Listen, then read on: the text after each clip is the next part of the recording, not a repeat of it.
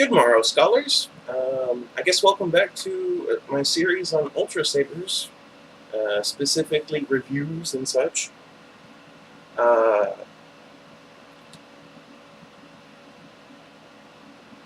guess there's really not much else to say about it.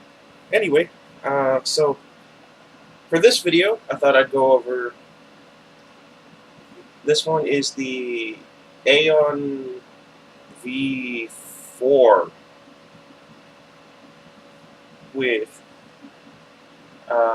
windowed emitter, and this is the Aeon V4 without. Alright, now real quick, guess what color this one is? I'll wait. And guess what color this one is? I'll wait.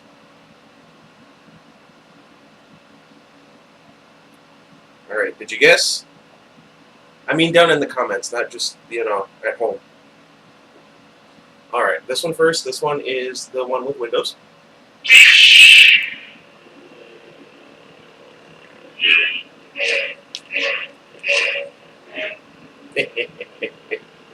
Pretty cool, huh?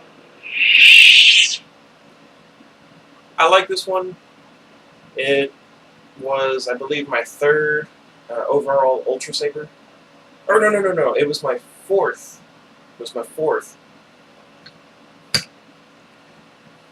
And this one. I know, no sound. Huh. That's really interesting. In real life, in front of me, it's a much deeper blue than it appears on camera. On camera, it looks way closer to Obi-Wan's color in Episode 4 rather than in Episode 3. Anyway. So, as you can see, they're basically the same. The cover texts are slightly off center at the bottom, which is perfectly fine with me because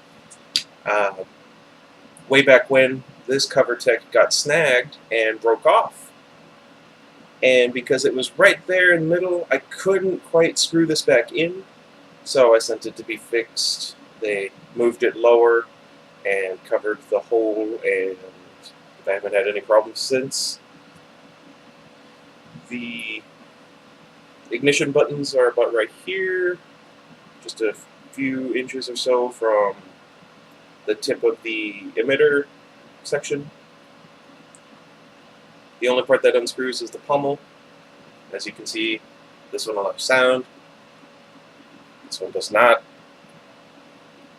These are good for single-handed here, or here, or even here if you choose, but for me it's a little off balance. Here is great for single-handed use, although that might just be me because I have larger hands. And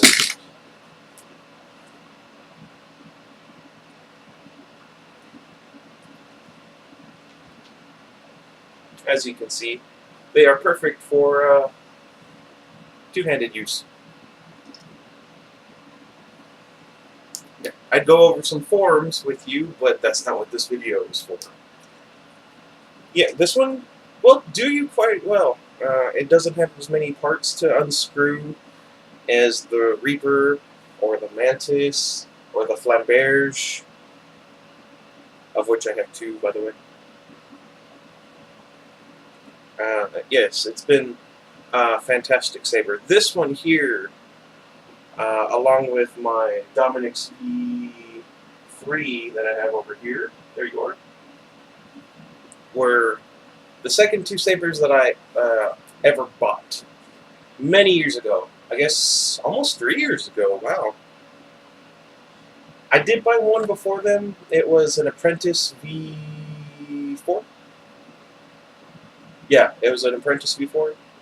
I no longer have it. I traded it away to my friend Ryan, whom I've done collaborations with on Dying Light and Dead by Daylight, and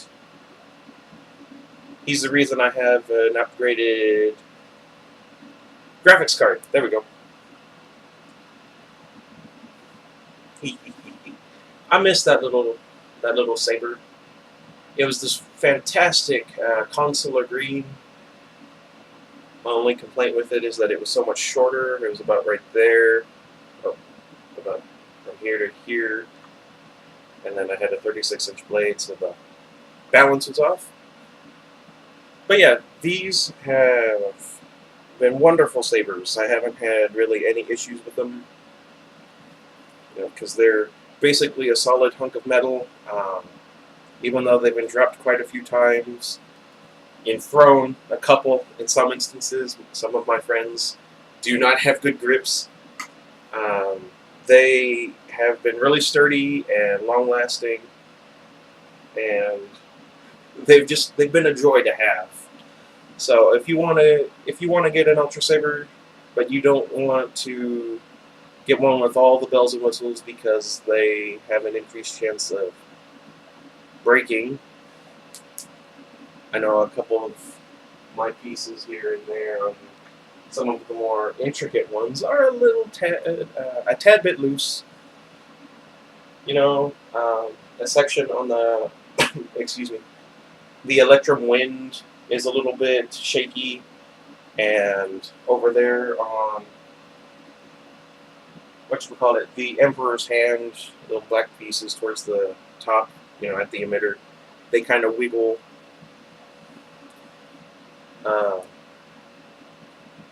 A simple saber like this one would do you just fine.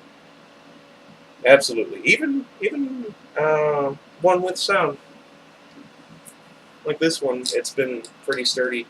The only thing I would warn you about is when the batteries start to die, I think is when it happens. I'm not entirely sure. I haven't really experimented 100%.